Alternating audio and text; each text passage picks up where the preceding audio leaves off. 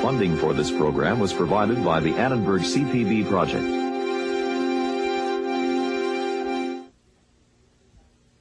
Sometimes, as we go through life, we master our experiences.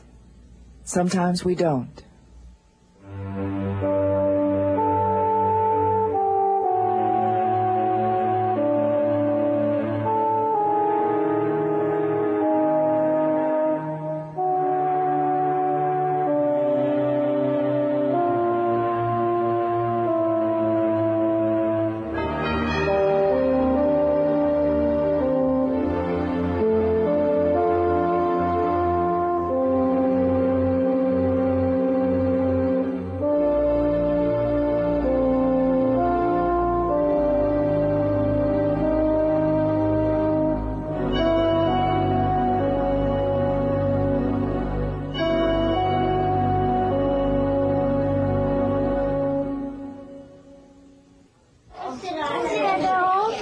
Childhood is often thought of as an idyllic period in a person's life, a time of innocence and exploration, understanding and establishing one's place in the family environment and social structure. Too often this is not the case. It has been estimated that 1 in 7 children has an emotional or physical disorder that makes the early years a time of great difficulty. In this program, you'll meet James, a highly impulsive and impatient 11-year-old who has a condition known as attention deficit hyperactivity disorder. I didn't want to leave the home.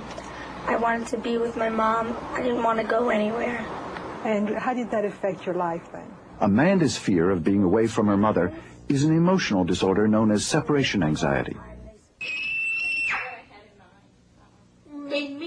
Wesley's behavior and language problems are the result of his autism.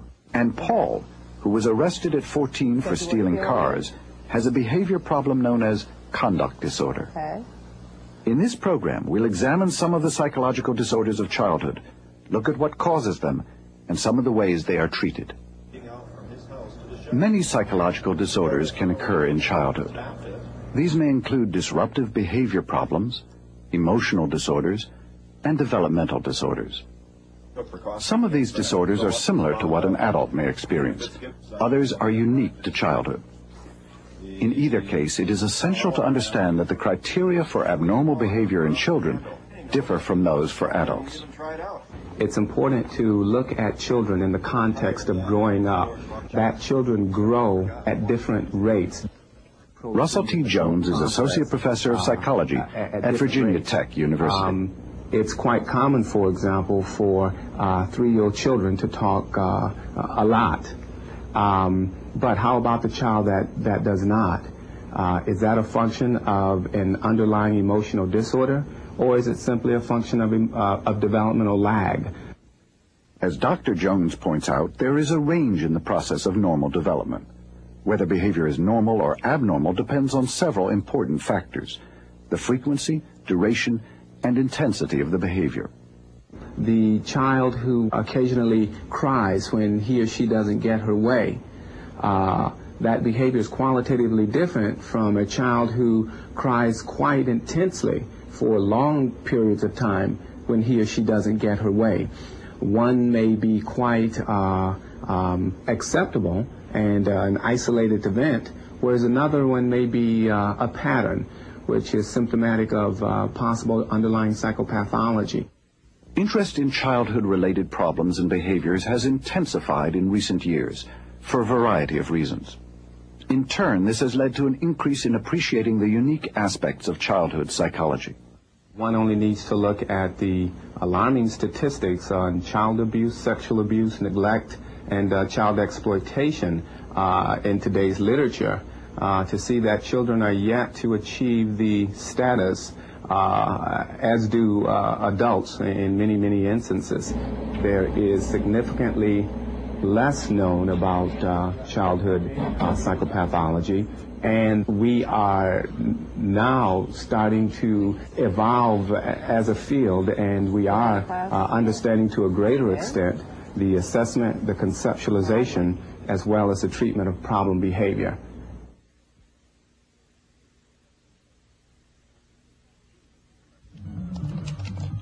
James is 11 years old.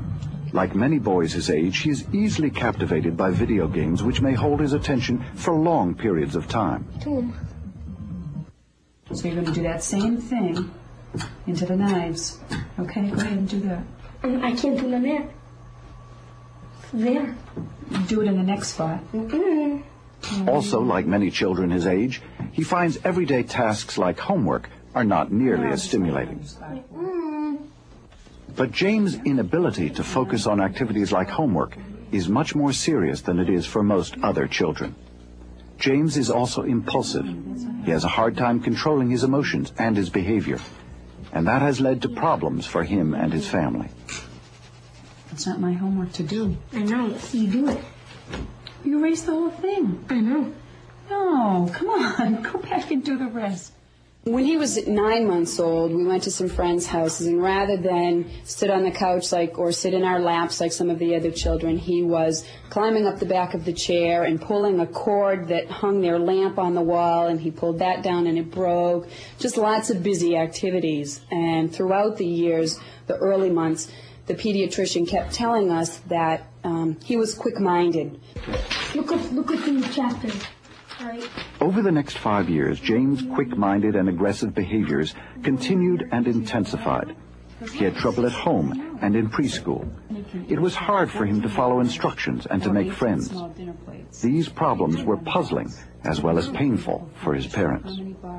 Finally, in first grade, the teacher confided in me and said, I'm really not supposed to tell you this because this is, we really have to go through the ed plan and do the formalities of this. But my nephew has attention deficit disorder, and I think that's what your son has too. Some 3% of children may have attention deficit hyperactivity disorder, characterized by a number of symptoms. When we talk about ADHD, we're talking about a disorder where children exhibit a number of very distinct symptoms, one of which is developmentally inappropriate inattention. The child doesn't attend to tasks. The child doesn't attend to teacher. The child doesn't follow instructions, etc. Another symptom is impulsivity. Here we have a child who doesn't complete homework, for example, who switches from one task to another, who talks out of turn, who responds before questions are actually finished. Again, a quality of impulsivity. The third symptom, which may be the most notable, is hyperactivity. Here a child is always moving around. A child is unable to stay in a seat. A child may fidget. A child is always active. James' symptoms were so severe that his mother brought him here to the Center for Attention Deficit Hyperactivity Disorder at the University of Massachusetts Medical Center. But making a finding of ADHD poses some problems. Dr. Russell Barkley is the center's founder. Probably the greatest difficulty is trying to distinguish between what is typical of normal children, particularly normal boys, and what is typical of these children. Many studies indicate that up to 40 to 50% of normal boys are described as restless and inattentive and impulsive.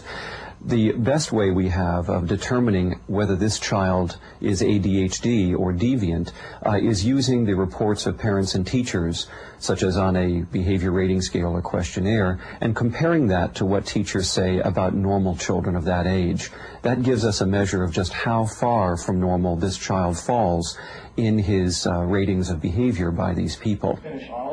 One problem with diagnosis is that many children with ADHD see the clinical evaluation as an opportunity to perform. They pay greater attention and score better than they would under normal circumstances. Dr. Arthur Anastopoulos is the center's director.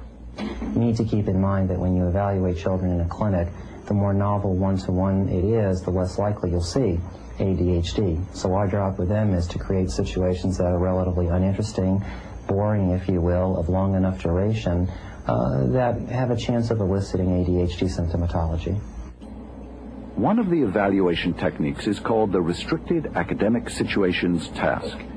Here a child is asked to work on math problems over a period of 15 minutes. Dr. George DuPaul explains the procedure while observing James through a one-way mirror. Okay, what we're looking for is how well Jamie pays attention to this work, and also how fidgety and restless he might be during the time that he's working on this, how often he might get out of his seat or play with objects in the room that have nothing to do with the task itself. So what we end up with during this 15-minute observation is a percentage of time that Jamie is paying attention to his work, as well as a percentage of the time that he's fidgety and restless and out of his seat and doing other behaviors that might be related to attention deficit disorder. In less than 5 minutes, James begins to exhibit some ADHD behaviors, including some apparent frustration and anger.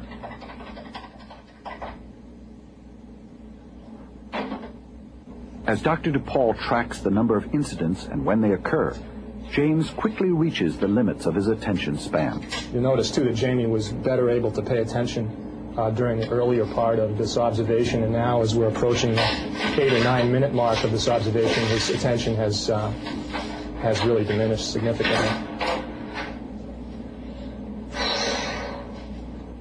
Well, certainly the behavior that we observed during that restricted task would be in the abnormal range, and probably in the mild to moderate end of the abnormal range. Some of the children who come into the clinic would, in fact, be even more restless, more out of their seat, maybe complete even fewer problems than he did.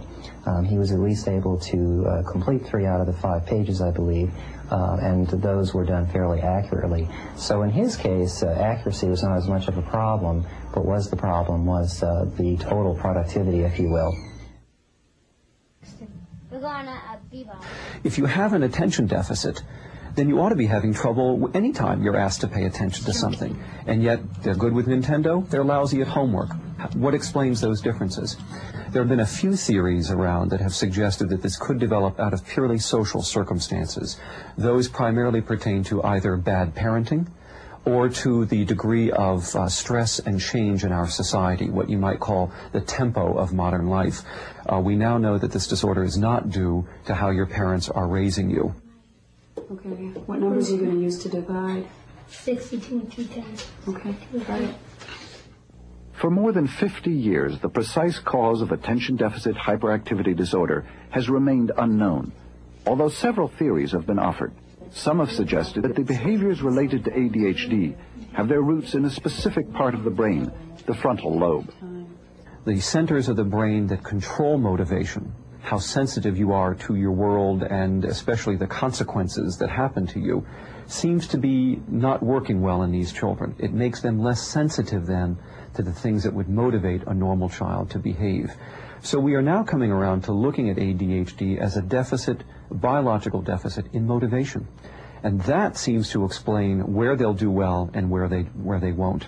You can now predict that under a highly motivating situation, where they enjoy what they're doing, where there is some immediate consequence, such as the promise of money or chips or toys for getting that work done, these children will have no trouble with that.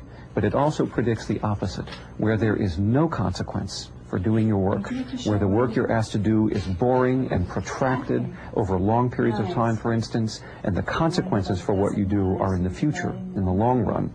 These children will have substantial problems. Stimulant drugs, such as Dexedrine or Ritalin, are often prescribed to help manage the symptoms and related behaviors. But one might question, as many have in recent years, why a stimulant is being prescribed for a child like James, who is already overactive. Dr. Barkley has a theory on why this works. For many decades, professionals thought that these drugs did something opposite to these children, paradoxical, you might say, than they did to normal children. And the belief was that if you gave a normal child a stimulant, you would excite him and make him hyperactive. And yet if you gave a hyperactive child this drug, it seemed to calm them down and make them concentrate. We now know that both of those are completely myths, misconception.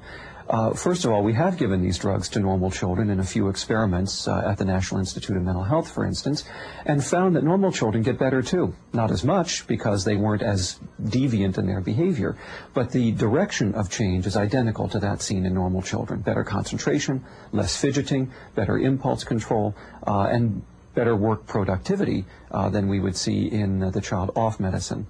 The second thing is that we've discovered that hyperactive children do not have a brain that is overactive, and therefore the stimulant calms it down. They actually have a certain part of their brain, as I said, that is underactive, sleepy, sluggish. And this drug seems to have a particular affinity for going to that part of the brain and activating it. Now, that part of the brain is the one responsible for inhibiting behavior, for focusing your concentration, and for suppressing activity level, especially unwanted activity level. As one parent says, what you're doing is stimulating his brake linings in his brain so that you're activating the very part of the brain that's involved in inhibiting and controlling behavior. Sometimes problems within the family system can contribute to ADHD behavior. So in addition to medication, family therapy or individual therapy may be necessary. But educating the parents is almost always essential. You cannot raise one of these children properly if you don't fully understand what this child has, and particularly that the child struggles with a disability, that this is not willful misbehavior of an otherwise normal child. That education involves teaching them about the symptoms of the disorder, what causes it, what is likely to happen as these children grow up, and also tries to work with the parents on understanding that it's not their fault either. Trying to bring them around to the idea that normal things that can be used with typical children are not going to be as successful at helping to manage and raise such a child. Some children respond to a reprimand, where you can turn to them and you can say, Catherine, stop doing that, or Steve or Ken or whatever, stop that, and they'll stop. Your kids, you could say that till the cows come home, and it's not going to stop what's going on. You have to get up and confront them. The methods used to help parents better manage the child with ADHD are typically based on behavior modification concepts. One common method is called a token economy, in which a child receives poker chips for good behavior. These tokens may be cashed in for treats, toys, or privileges. A few years ago, we were going to California for 2 weeks, and both of my children were on that. And then what I did was at the end, they could trade back the chips for a nickel apiece or whatever, so they each had spending money to go to California. And that was the most peaceful time during that time, which would have been an otherwise crazy time for us. Just to review them really It was difficult to implement in the beginning, and it took a lot of practice, but once we actually used it, we perfected the system pretty much, and we had to carry poker chips with us in the car. The babysitter had to learn how to do it. My mother had to learn how to use it, so that we would be riding with friends in the car, and something would occur, and I'd say, "Oh, Jamie, here's a chip," and friends would say, "Potato chips? What are you talking about?" And they all got to understand, and sometimes the friends would predict and would say to him, "Oh, you got a chip for that, or you're going to lose a chip." And so everyone was on his case, and it was really successful. It worked out well.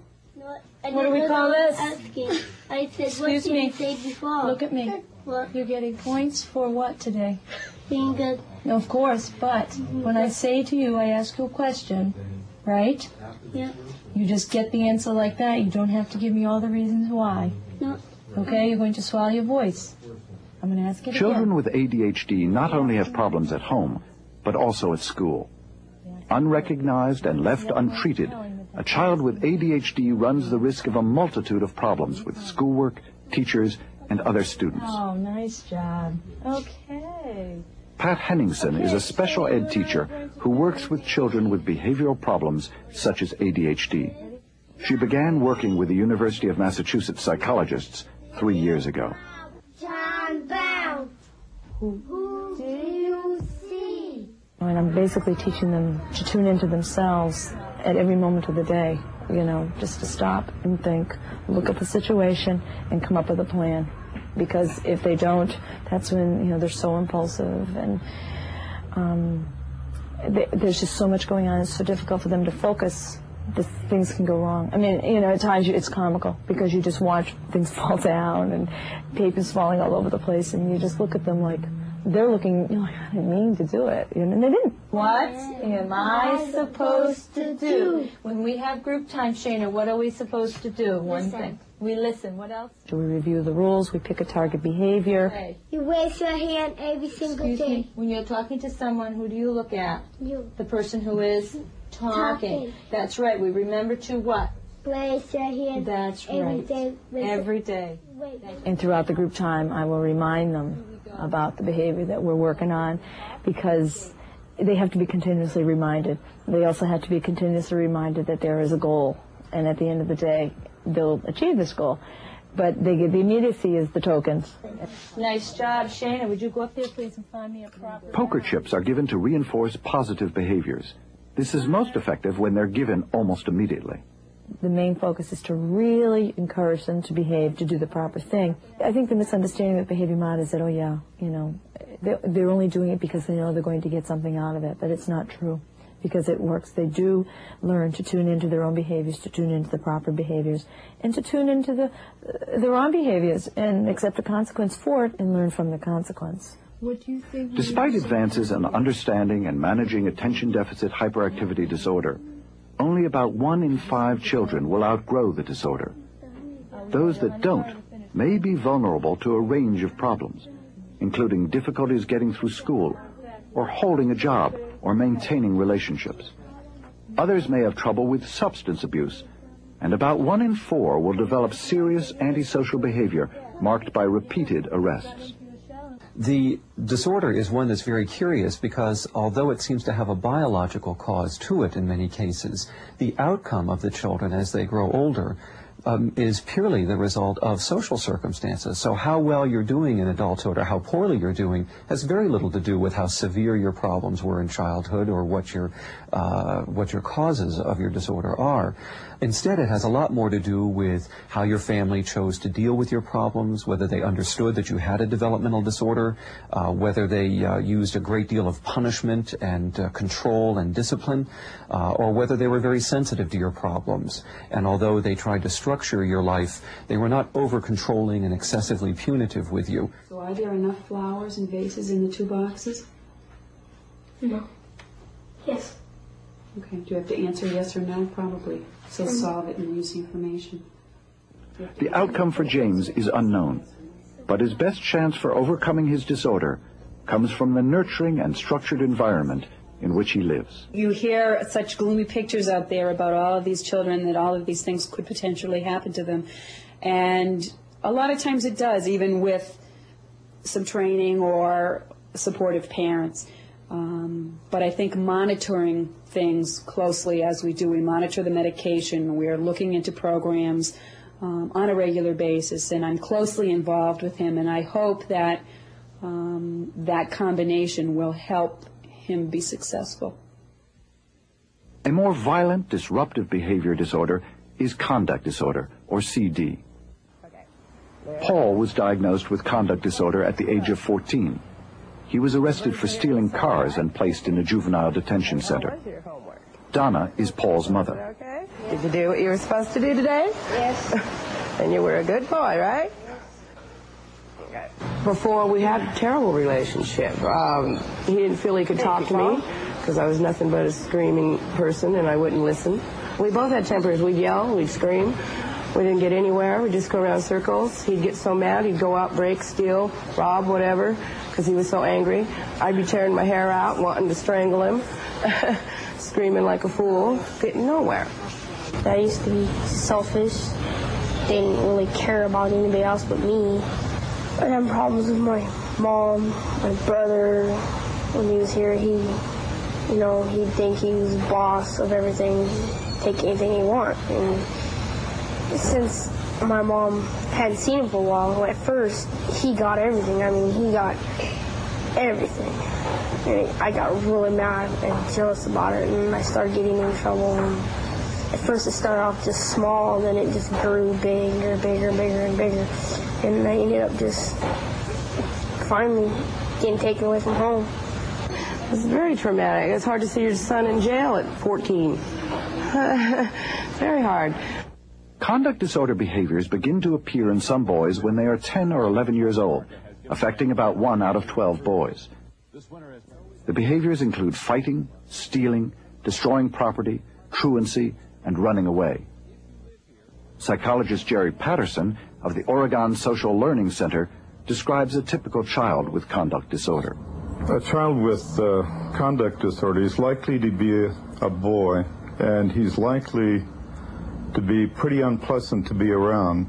And in the kind of studies that we're doing here, we find that at the core, the inside of this kid, he's essentially non-compliant, that he's sort of like in a castle that he's defending against all comers all the time. So in addition to the antisocial symptoms that we count up, when we're arriving at a diagnosis of a CD case, in addition to that, he's failing in almost all the essential things that a kid engages in. He's rejected by peers, he's failing at school, and when those failures go on long enough, then you have an antisocial child who's also sad, he's depressed, he has low self-esteem. As a matter of fact, if he's really good at his trade, he drags along behind him a whole secondary cloud of miseries, other symptoms. So he's really a complex kid that's failing at everything he does. Conduct disorder has a lot to do with the relationship between child and parent. Although some evidence of a genetic vulnerability has been found, CD more typically results from a neglectful, harsh, or unstable family life. So the treatment of a conduct disorder must involve both the parent and the child. For example, for the child, as an alternative to juvenile detention, the Oregon Social Learning Center has established a special foster care program. The child lives with these specially trained foster parents for up to 6 months. Ideally, during that time, negative behaviors are modified through behavior management techniques. He always has a lot of things to talk about and stories to tell, so he's kind of hyper that way, but she said he did real well. Did he make bedtime last night? Sort of, kind of. We find families in the community who are already skilled at parenting, and we train them in behavior management skills, and we place one child in each home and give them a lot of intensive supervision and a structured program. It might also be helpful to... These foster parents meet weekly to discuss the progress of each child with the Learning Center counselors. This kid, in some ways, kind of has this hat on all of us. I mean, it feels like we can't really do anything, or it feels like this is a real difficult thing to do. You feel like you're doing all the work. And I think this is where we have to get really creative about, you may have to do a lot of work, but I think you guys are so skilled at being able to do that and not be irritated with him. And I think that's what's so hard, is to keep that separated. And somehow I just feel like if we could identify what he's doing and set something up so everybody, that we all know what we need to be doing, so that, and then let us help support you so that we're not irritated with him. That's the biggest thing that reinforces this kind of behavior, is because people get irritated and they give up and they let him get away with it. And then we start the incentive of the home visits along with the positive points. I think that's getting his attention. I think it's just slow to do that sometimes. So I think it's just being consistent with it for a while, long enough. These kids usually have gotten by behaving badly, and they have gotten to the point in their lives where that's really all they know how to do. So we're making very explicit for them what exactly we expect, and we're giving them a lot of encouragement along the way. So each kid has a daily program that's laid out for them that really tells minute by minute what they should be doing. And we're giving them points. You might have heard the foster parents talking about points. We're giving them points for things like getting out of bed in the morning, eating breakfast and putting your cereal bowl in the sink. Mundane, kind of normal, everyday things. But these kids respond in a very positive way to this level of high incentives. During the time the child is living in the foster home, the natural parents work with counselors to develop better parenting skills. The natural parents meet every week, once a week, with a therapist, and basically they're learning the same kind of skills that the foster parent is using with their kid in the foster home. What we're doing is teaching them how to supervise their child, how to use effective nonviolent kinds of discipline, and how to encourage their child to behave appropriately in school and at home and with their friends. The major emphasis in the Oregon program is to work with both the child and the parents, combining elements of individual counseling, family therapy, and parent training, to try and develop a more stable family structure. Mike used to be in control when things first went bad. And now I'm back in control. I'm the mom. And it used to be I would cry and he wouldn't. And now when he gets upset, he cries, I don't. I am in control now. If it wasn't for the point system and learning how to do that, wouldn't know how to be a mother. I didn't know how to be a mother. The way we talk about kids and parents, we always have little arrows going from the parent to the kid. You know, so the parent does something and that changes the kid. But in point of fact, our longitudinal studies are showing the arrows are going both ways, which simply means that the kid is also impacting the parent. So if you've got a boy 9, 10, 11 years of age that you've let get somewhat out of control, they push you very hard so that you become more and more physical, more and more negative, more and more authoritarian. You really look terrible. And it's not that you started that way, but this stuff going back and forth over time, you come out looking like a real heavy over here, and you're hitting the kid, and you know, you're trying to put him down on the floor to keep him from going out sometimes when you really get ticked off. He also looks bad, but you both put each other there over a long period of time. So in the kind of stuff that Patty is doing and Marion in these groups are training parents, okay, you're both up here, you're really angry and you're frightened of each other. How do you get it down here where it is with most of us? We fight a little bit, but not like that. And it takes a long time to do that, like months. It's not a weekend therapy. Untreated, conduct disorder can have an impact not just on the child and his family, but on the community as a whole. Studies indicate that between 50 and 70% of juvenile crime is committed by young people with conduct disorder. His prior school history indicates that there is a prior history of truancy and the fact that he was a runaway problem.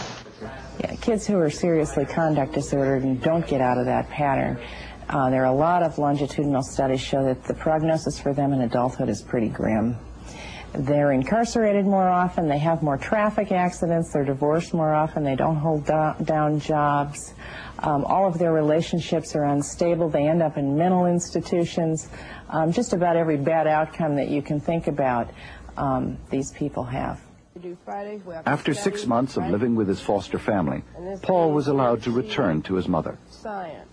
Both believe they are different for having undergone this experience. It's not a bad report. Your behavior's good. A little behind on homework for being sick. Yeah. But if we do it, we're okay, I think. We're able to communicate a whole lot better and get along better. And, You did good? you know, just be able to talk it out, work it out one way or another without the screaming and without him feeling he has to go rob a house, you know, because he's so frustrated. She understands a lot what I say. And she don't like get all uptight and say that's not true, lie and just stuff like that. I mean, basic typical mom. There are several emotional disorders of childhood. One of the most common is separation anxiety disorder. Of course, it is normal for all children to experience the pangs of separation from a loved one. But a child's inability to eventually overcome those feelings is not normal and is considered an emotional disorder. About 3% of children are likely to have separation anxiety disorder at some point in their lives. With separation anxiety, we're talking about a child who almost every minute of every day has extreme anxiety, extreme fear, thoughts of being separated from mom, thoughts of loved ones being injured or hurt. And this is not an isolated incident. These children, if these symptoms persist for a 2-week period of time, are very likely to be labeled or diagnosed as separation anxiety. The feelings are hard to explain because they were just kind of like butterflies through your whole body and in your stomach mostly. And I just felt like I don't want to do this. I don't want to do this. Don't make me do this. I don't like doing it. I don't want to. please don't make me go. And I was always upset, crying when I didn't want to do something. And it was just difficult to do everything. This is Amanda. She was diagnosed with separation anxiety disorder several years ago. She was extremely uncomfortable being separated from her mother, and over a period of time this generalized to many situations. She never wanted to go to school, a restaurant, a movie, even a friend's house. For the past 3 years, Amanda has been under the care of Dr. Rachel Klein. Separation anxiety becomes abnormal when it interferes with the kind of behaviors that's expected from a child of that age. Not so much that it shouldn't occur, but it occurs to a degree that really impairs the child's well-being. She was always cautious about everything she did, you know, everything. And again, after a while, you start realizing when you look back on the things that she used to do, and you realize they weren't such normal things. If we went into a restaurant and it was downstairs, she didn't want to go in. And I never knew why, because she felt closed in and it would make her nervous and uneasy. Going on vacation, even though we were together, was a horror because she was away from home. I mean, we went to Disney World, and Disney World was a nightmare for her. She was afraid of everything. She was afraid of the ferry. She was afraid of the tram. She was afraid of everything. Because the symptoms of separation anxiety are not always consistent from one child to another, a diagnosis can be difficult to make. Some children experience the feelings of anxiety, but never show it or act on it. Other children behave very differently. The child with separation anxiety can have only, let's say, worries and not show any evidence of it in his behavior. So a child could have a great deal of concern about the welfare of his parents, where they are, something's happening to them, etc. Go to school, do everything that he or she is supposed to do, but be miserable in the process or be uncomfortable. And there are degrees from mild discomfort to very severe discomfort. On the other hand, there are children with separation anxiety who become dysfunctional and who then refuse to experience the kind of separation that we take for granted in children of their age, such as going out to play with your friends, sleeping over at children's houses, letting the parents go out for the evening, staying with relatives, even going on trips sometimes where you go away from home, etc. And how did it stop you from doing things that you wanted to do or should have done, those feelings that you described? They were so strong that I couldn't do anything. I'd just break down and crying, and I couldn't go. And so what did you do? I would say, Mom, please don't let me go. And most of the time she'd make me do it, even if I didn't want to. Many psychologists believe that separation anxiety has adaptive value in the evolutionary process, that in fact it helps to ensure survival of the species. When the infant is helpless and needs parental care, its jolting awareness of loss causes anxiety that leads to crying, which brings the parent back to help. But what explains the more intense fears of a separation anxiety disorder? Parental behavior is one possibility. Children who have experienced an unpredictable, unavailable, or rejecting parent have been observed to be prone to more intense separation anxiety. In addition, parents who become anxious when they have to leave the child may inadvertently teach the child to model their own anxiety. Learning theory would explain the development of separation anxiety by suggesting that it is reinforced by its aftermath.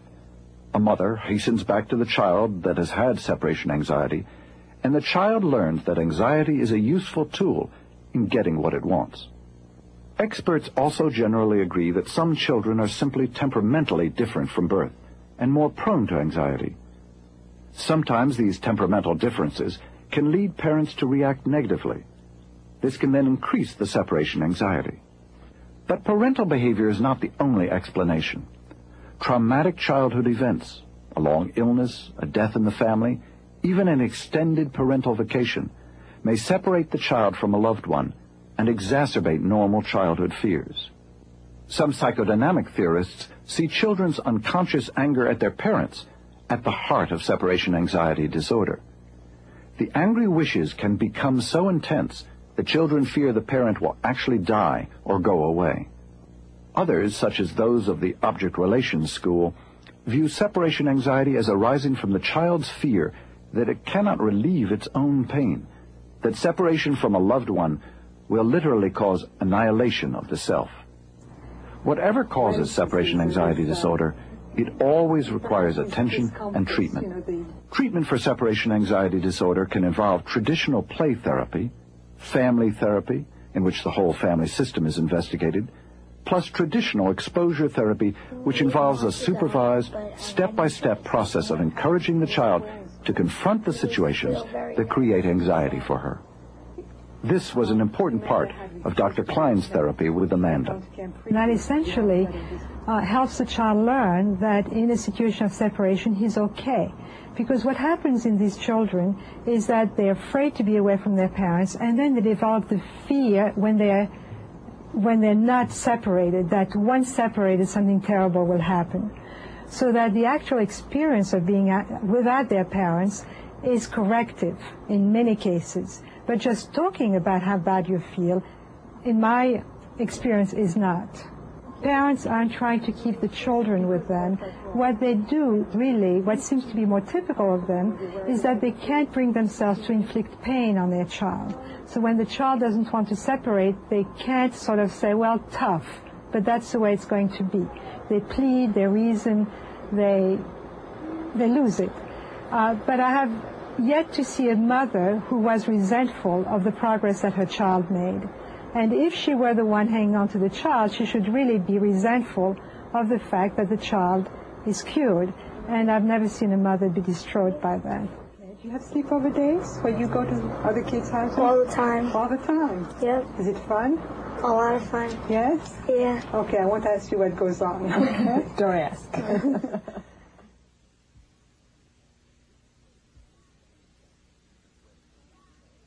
This is Wesley. He has autism, a profound developmental disorder. What's that word? Sorry. Let's see if that fits in. Read it for me. Carly is another child with autism, although her condition is much less severe. What I want for lunch. Okay, let's put this side in there and see if that... Autism is a perplexing disorder, not just for people with autism and their families, but for psychologists and researchers as well. Typically, autism involves 3 different symptoms. The first is a lack of responsiveness to other people. For example, this young boy is seemingly unconcerned that his father has left the room. A more normal response in a child his age is likely to be this: fierce crying until the parent returns. The second symptom of autism is impaired communication skills, both verbal and nonverbal. Many children with autism, like Wesley, make apparently meaningless sounds. Others repeat words and phrases. The third symptom is that children with autism respond to a limited number of stimuli. Some may sit and stare for hours, rocking back and forth endlessly. Some prefer a rigid sameness in their activities and don't respond well to changes in their lives. It is the hallmark of autism that all of these types of symptoms appear very early in a child's life, often within the first 30 months, and they may range from mild to severe. Most experts agree that what is common to all people with autism is that the disorder is organic in nature. Ann Donnellan has written about and researched autism extensively. Autism is a tremendous deficit, a profound deficit in two-way social interaction and communication. There probably isn't anything more profound as a deficit because most of us come neurologically hot-wired as infants to learn about social information through our parents or the person in the parenting role. And that early interaction, that tuning, that wonderful dance that goes on between the parent and the child teaches the child essentially everything they need to know about being socially competent in a particular culture. Somehow these kids seem unable to do that, and you end up with somebody who's kind of two-dimensional, doesn't have the depth and the richness which makes for being a social human being. Out of that, you not only have somebody who has language problems and social problems and lots of things that may or may not come as part of the package, but probably do, but you have somebody who doesn't understand the effect of their own behavior. doesn't understand what communication means. Even if they have words, don't always understand how those words can affect other people, and just an awful lot more than that. One of the problems in recognizing autism in a child is that in early life the symptoms can be extremely subtle. Yet to the trained eye they are present. Dr. Donnellan recently videotaped 2 young boys. One of them, Callum, was suspected of having the disorder. The other, Ryan, is a child with more normal behavior. Because kids with autism look so good in infancy, they very seldom get diagnosed early. And what we did was try to demonstrate some of the things that we see in the older kids as even on into adulthood that seem to be inadequate or to be impaired in some way. And because we're comparing him in these films to a normal child who's just slightly younger, who's not yet talking, it's pretty dramatic. You can see it. He looks pretty good in some of the scenes. For example, when you see him with the shaving cream on his hands, it's not that he's ignoring it. He is paying attention. It's that single stimulus kind of thing. He's paying attention to that. When he pays attention to that shaving cream, that's all he pays attention to. The fact that his father is a foot away or his mother's right next to him or somebody else is there, he's just oblivious to that. He looks pretty good, however, until you see the other child, Ryan, who gets the shaving cream, is also delighted with it, but immediately turns around to show Mom, immediately incorporates everybody in it, and he gets to be the star of the show, which is his major function at that age. What is devastatingly clear to me watching Ryan and comparing him to Callum is that Ryan, who I think in an hour's worth of film that we did probably has a word or two in it, but essentially isn't talking yet, has all the communication he needs. He's doing fine. So when the language drops in or the communication drops in, it's like a computer programmed perfectly for it. Whereas Callum, in the same situations, while he attends and he cooperates and he does very well, he doesn't know how things happen. It's all rooted in just one experience at a time, seemingly. And then in the scene where his parents leave, in both cases the parents leave the room, Callum is clearly concerned. He goes from where he is over to the person who's filming, and because he sees trousers, I think he thinks it's his dad. He shows concern. He wanders around looking for them, but there's no change in his expression, essentially. Whereas in Ryan, in 10 seconds, it goes from, oh no, they're not really leaving me, to, you got to be kidding, to, oh my God, they're gone, and he's crying, and as soon as they come back in, he's comforted and he's fine. It's all there. In those tapes, you can see the essence of autism, the inability to understand means and ends, causality, how to make things happen, how to make them happen again, all the kind of investigatory behaviors, and most importantly, of course, the use of other people to make the whole thing work for them, the depth and the richness of it. It's real painful to watch. Since autism was first described, several theories have been put forth to explain the disorder. For 15, 20 years, typically people blamed the parents in one way or the other, either directly or indirectly, for causing the autism, which caused tremendous tragedy. And it was hard enough to have a child with such tremendous needs, but to be blamed for it and nobody be able to tell you what you did. You may not have meant to do it, but you did it, and it was this awful circle that was most unfortunate because there were no data to support that. I'm sure anybody who's knowledgeable in the field believes it's an organic cause. I mean, you couldn't be around these kids and not know. Because what happened was that breakdown that we blamed on the parents was not because of the parents' inadequacies, but because of the child's inadequacy. He didn't bring his part to the dance. Like many children with autism, Carly is able to live a very functional life at home. The first hurdle was her parents' willingness to accept her disorder. We really focus on what she can do more than what she can't. When she was first diagnosed, I feel like I went through all the steps of grieving that I did when my father died. I was really angry. Why was this happening to me? Why her? That was the big thing, why her? And, you know, the denial, just how can this be happening? How can I have a child who has a disability? And then gradually accepting it. she looks at the world just a little different than we do in some ways. Sometimes I think her thought processes are different. I'm not exactly certain about that. There's nothing I can show you, but it's just when you talk to her, it seems like you can see the wheels grinding sometimes, and the process is a little different than ours. There are just so many things that she can do, and it doesn't really bother me that she might act a little differently than some children. So I think we've always loved her the way she is. We don't love her in spite of the fact that she has autism, but because she is the way she is. I know that if there were a cure found tomorrow, we'd certainly have it given to her, but our lives aren't in despair because of her situation. We think we have it pretty good. Treatment for autism must be matched to the severity of the behavior. Carly is fortunate because her autism is moderate enough to allow her to be mainstreamed into a school district where she lives.